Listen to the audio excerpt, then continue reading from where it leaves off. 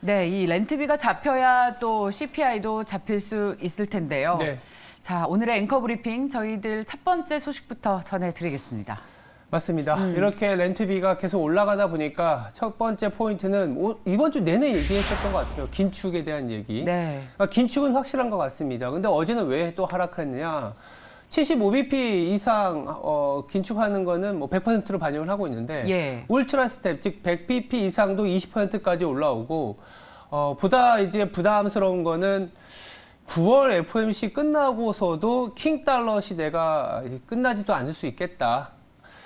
파월의 어떤 긴축의 고삐는 더 지속될 수 있고 달러를 저지할 수 있는 중국이나 유럽 아니면 일본, 미국 이외의 성장이나 국가들이 이제 그러니까 좀 경제 성장이 나올 만한 타이밍은 좀 아닌 것 같다라는 부담감 때문에 킹 달러를 넘어서 울트라 달러라는 얘기까지 나오고 있는 상황이에요. 그래요. 그런 상황이다 보니까 미국 시장에서는 뭐 나스닥 중심의 변동성이 발생했고 아시겠지만 우리나라의 원달러 환율이 이제 네. 장외에서 NDF 환율에서는 1,400원이 일시적으로 조금 돌파되기도 했고요.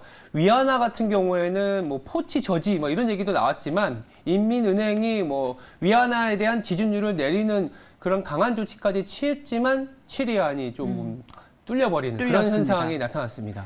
기억하세요? 2019년 8월에 트럼프가 위안화가 7위안을 돌파했을 때 환율 조작이라고 비난했었잖아요. 맞아요. 비난했던 수준입니다.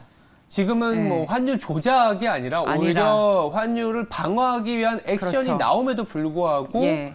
7위안이 좀 붕괴됐다고 얘기하는 것도 맞는 것 같아요. 2020년 이후에 그러니까 코로나 이후에 처음 발생했기 때문에 그리고 그게 미국의 긴축에 의해서 더 약해질 수 있다라는 우려 때문에 사실 이머징에서는 위안화를 굉장히 많이 보거든요. 그렇습니다. 위안화가 흔들리게 되면 여러 가지 이머징 통화와 관련된 거래 국가들의 어떤 모멘텀이 떨어지기 때문에 한국의 원화, 한국의 수출도 좀 쉽지 않을 수 있다라는 내용들이 계속 나오고 있습니다. 이 울트라 달러가 확실해진다라는 내용의 무게를 싣는 게 간밤에 외신 보니까 헤드라인으로 가장 많이 꼽고 있는 게 이 시진핑과 그리고 푸틴이 나란히 맞아요. 서 있는 게 헤드라인으로 잡으면서 CNN도 Create New Order.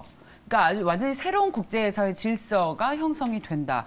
이것에 상당히 전 세계 시장은 주목하고 우려하고 있습니다. 그럴 수밖에 없는 게 유럽 국가 내부에서 여론이 어떻게 될까요? 맞습니다. 시진핑과 푸틴이 가까이에 서 있고 도열하고 있는 모습을 보면 시진핑에 대한 여론도 상당히 나빠질 수밖에 그렇죠. 없다라는 거죠. 유럽이 사실 중국과의 거래가 상당히 많은 국가군인데 그렇게 되면 유럽은 무역 갈등이 미국, 러시아뿐만 아니라 중국과도 더 강해질 수가 있고 그 자체는 중국의 경제 성장률이 더 약해질 수 있다. 맞습니다. 그래서 말씀하신 것처럼 시진핑과 푸틴의 사진이 내걸린 그 자체가 어쩌면 킹달러에서 위안화가 더 약해지게 만드는 그런 요인으로 작용한 것도 사실입니다. 맞습니다. 자, 이 단순하진 않지만 이 금리 인상, 긴축에 대한 우려에 더해져서 러시아와 중국의 어떤 협력을 더 강화하는 모습, 이것이 또 우리 외환시장의 아주 주요한 변수가 됐습니다. 예. 이런 상황인데 또 미국은 또 나홀로 강세를 보이고 있기 때문에 그렇습니다. 두 번째 포인트를 보시면 호재가 악재가 된 시장이라는 얘기를 또 한 번 들 수밖에 없어요. 명목적으로는 인플레이션으로 올라온 가격 때문에 그런 거 아니냐라는 얘기도 있지만 실질적으로 내부를 보니까요. 소매 판매가 전월 대비 좀 상승했어요. 예상치보다 좋았고 그 내용이 우리가 흔히 반도체 수급이 풀리면서 이제 자동차가 팔릴 수 있습니다라는 얘기가 나왔었지 않습니까? 실제로 자동차와 자동차 부품의 판매가 늘어났습니다. 그렇게 보면 우리나라의 자동차 부품주들은 또 나쁘지 않은 이슈일 수 있는데 이 소매 판매가 견조한 모습 자체가 이제는 긴축이라는 악재로 해석되다 보니까 내부적인 호재는 사실 좀 무시되는 경향이 있었던 게 어제 하루였거든요. 더불어서 고용지표의 선행지표라고 할 수 있는 신규 실업 청구 수당 건수가 원래는 전주 21만 8천 건에서 더 늘어날 것으로 봤는데 오히려 더 줄어들었습니다. 고용이 이런 긴축에서도 더 잘 되고 있는 거죠. 고용 잘 되고 있고 소비도 잘 되고 있기 때문에 파월 입장에서는 금리를 올릴 수 있을 때 올려놓자. 그러니까 경기가 무너지는 건 아니다. 주가가 하락하는 거는 좀 뭐 감내해야지라는 인식이 더 강해졌기 때문에 어제 하루만 놓고 본다면 소매 판매의 호조가 오히려 악재로 해석이 돼버리는 그런 경향이 나타났습니다. 지금 여러 가지로 미국에는 좋은 소식들, 호재거리들이 많고 그래서 달러가 더 강해지면 다른 통화들은 약세를 보이고 네. 그렇다면 앞으로 소위 디커플링에 대한 어떤 생각을 좀 해야 되는 것이 아닌가? 미국은 이제 긴축 이후에 조금 살아날 수 있는 체력이 있는데 그렇습니다. 다른 나라들 뭐 정치적인 불안정성이 지금 유럽에서도 계속 커지고 있고 중국과의 거래가 많은 국가들이 이머징이다 보니까 중국과의 링크가 되어 있던 국가들이 과연 살아날 수 있을까? 미국은 또 80%가 서비스업에 고용이 되어 있고 그 서비스 내에서의 고용으로 인한 소위 말하는 GDP 그로스가 나타날 수 있기 때문에 미국은 괜찮을 수 있다라는 시각이 나타나고 있습니다.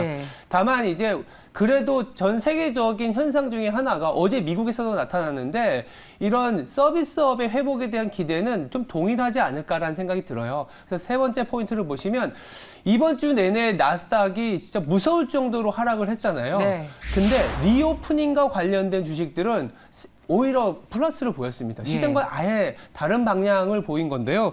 어제 같은 경우에도 카지노 업체죠. 윈 리조트 그리고 라스베가스 샌즈 같은 카지노 업체들이 강세를 보였고 더불어서 크루즈 업체들, 더불어서 외식하는 그러니까 우리나라는 외식 업체들이 잘 많지는 않지만 뭐 다인 브랜드 내지는 브링크 인터내셔널 같은 기업들의 주가가 굉장히 견조했습니다. 그래서 리오프닝과 관련된 기업들의 주가는 물론 미국 중심으로 더 강한 모습을 보이긴 하겠지만 국내에서도 적잖이 주는 시사점이 있지 않겠냐라는 생각이 듭니다. 어떤 매크로는 디커플링이지만 종목별로는 커플링되는 컨셉들이 확실하게 있는데 리오프닝 그리고 또 테슬라를 비롯한 전기차 회사들도 시장 소비에서 맞아요. 굉장히 강하게 치고 올라오는 것을 보면 우리도 또 전기차 관련주들 또 중국 거 못 쓰게 하니까 우리나라 소재들 써야 되니까 관련 산업에는 또 계속해서 길게 볼 수 있는 호재들이 좀 있는 것 같습니다.